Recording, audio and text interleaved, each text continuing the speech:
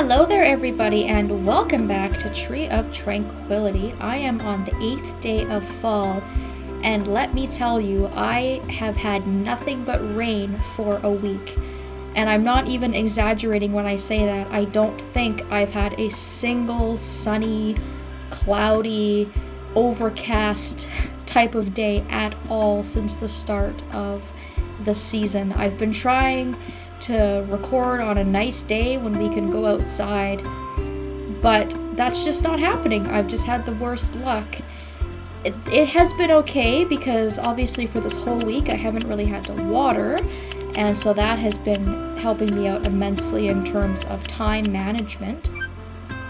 But with the storms, I've also lost some of my crops that I've planted, and I haven't been able to put the animals outside, so it's been a very gray, dark, sort of depressing week for me. But you can see that I've made quite a bit of money, and I have lots of money to spend. I have some money at my disposal, so I'm gonna go and look into a couple of things that I might want to buy, and we'll do our regular chores.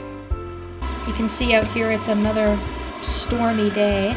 I've managed to get all of the flowers harvested that I had planted in this first field. I had mums, I had some pink herbs, purple herbs, and I had something else as well that I had planted that I had harvested. I think it was actually some cosmos flowers.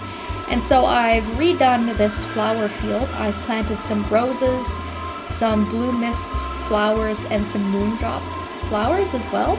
So we've actually gone ahead and harvested one little plot of flowers, and we've made room for our next plot of flowers. Over in the crop department, I've also had some luck in the first week. The game is also a liar, by the way. On the description for rice, it very clearly states that rice is replenishable, and it absolutely is not. I picked the rice once, and I had to replant all of my rice, which is okay because I had a bunch of rice that I wanted to replant. Obviously, I had 5 more bags of rice seeds in my house, but I still feel like I was lied to, and so rice is actually not able to be replenished despite what the game may say. I had some bell peppers come in. These do replenish. I had some spicy peppers come in, and I went ahead and planted some spinach in its place. I have a couple of more carrots coming in, a few oddballs from the last harvest that I had, and I have all my yams down here.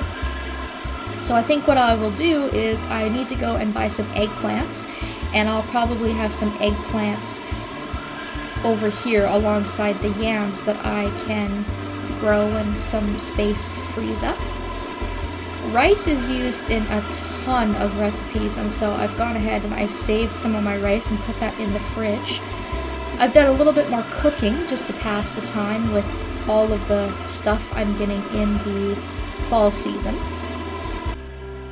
At the rate that I'm going, I'm gonna run out of birdseed. And so I might have to go over to Hannah's and pick up some more. I don't think I'm completely out. I think I have about 40 pieces left. But yeah, like I said, I have not been able to let the animals out all week because it's been raining, storming outside the entire week.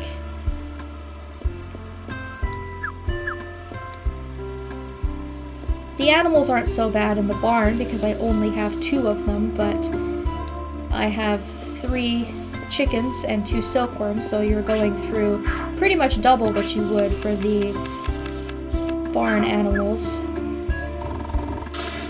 But going outside, I don't think has really affected them because I have food.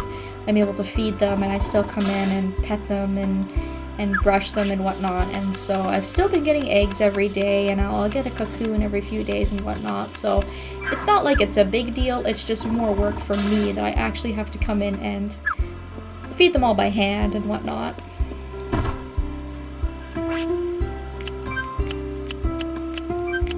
So I'll ship a couple of these things. You can see I've got some leftover seeds in my beg from what I had tried to plant earlier on.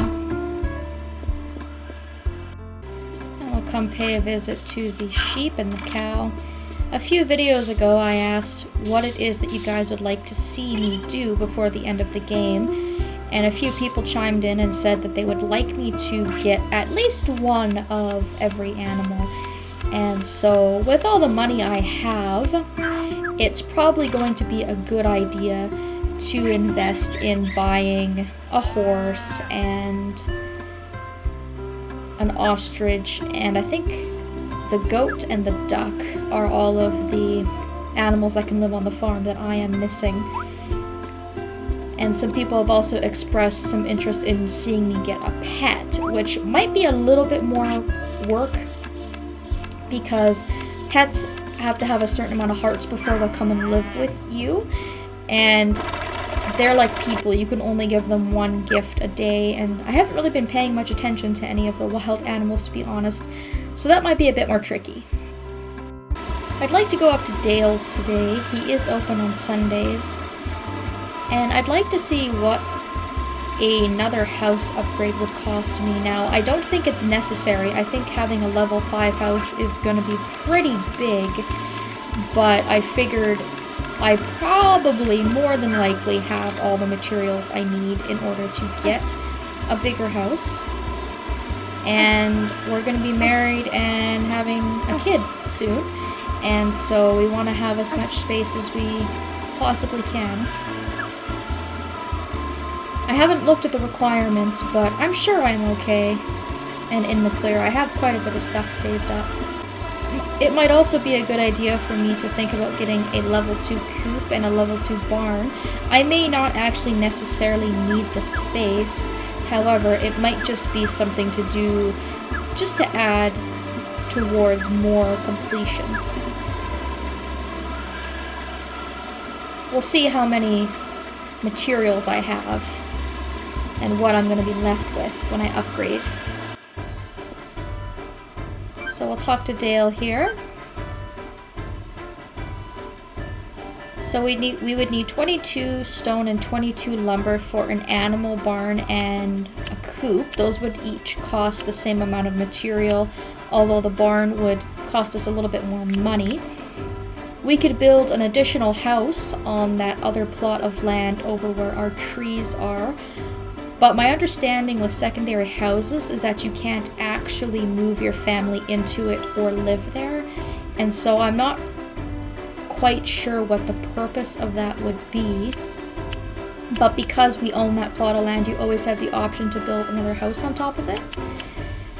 And it looks like upgrading to a level 5 house would cost us 40 stone, which we have, and 45 lumber. I honestly have no idea how we got so much lumber. That seems really, really ridiculous.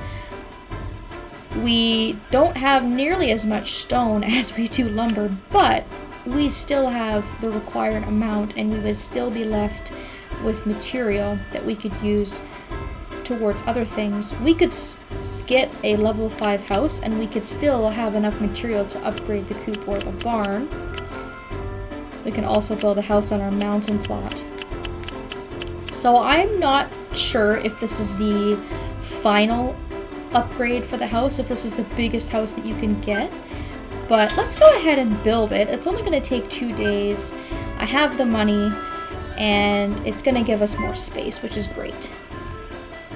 My next stop is Ruth's because I would like to grab some eggplant seeds. I have a feeling that the carrots that I have left over are probably going to be grown in by tomorrow, and I can replace those with eggplant seeds and get those growing. Because last time we weren't able to buy them simply because my rucksack was way too full and I had too much stuff in it. So we will buy 3 bags of eggplants, and I don't think that I ever decided to grow pumpkins either. But I might pass on the pumpkins. I think I've already grown them at some point, and I've added them to my shipping ledger. They're not really used in a lot of recipes from what I remember, and if I do need it for whatever reason, I can probably just buy a couple here, because at this point money is starting to really become no object, and I can afford to buy crops instead of just growing them if I want to. But I still have a lot of time left in the season, so maybe I'll come back and I'll purchase these and grow some pumpkins later on. But I'll just buy the eggplants for now. And then finally we can head on up over to Brownie Ranch and have a look at their animals. I know that the ostrich is the most expensive, but I think that the horses are also quite pricey. So just over $6,000 for a horse, $3,600 for a baby goat, and almost $14,000 for an ostrich. Ostriches are expensive. A baby ostrich costs us more than it costs to upgrade our house, which is pretty insane when you think about it. And both the horse and the ostrich take the same amount of time to grow. It's going to take us an entire season, so if we do buy this, we're going to have to be a little bit patient, whereas the kid only takes half a season to grow. So while I'm already out spending a bunch of money, let's go ahead and just buy the ostrich. Now the ostrich, I like that name, Phoenix, we can ride around on like we can the horse, and the ostrich is not only faster, but it also gives us an egg, which is great. Phoenix, Meteor, Carrie, Dana. That's so weird, it had like all these crazy names and now it's just like somewhat normal. Rocket, Valor, Willow, Madeline. I don't know where they come up with these like default names. Viridian.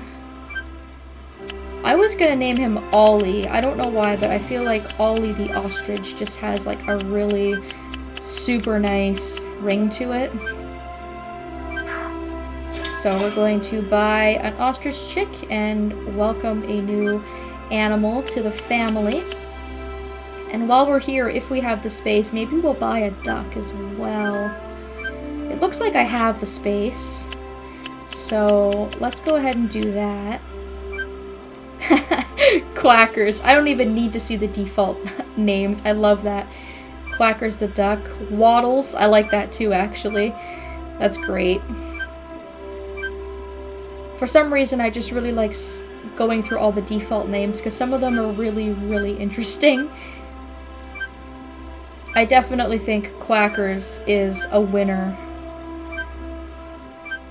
Yeah, Quackers is a winner. Quackers the duck. So there we go. We bought 2 new animals, we got a house upgrade, we blew a couple $1,000s. All in all, I would say we had a rather productive day.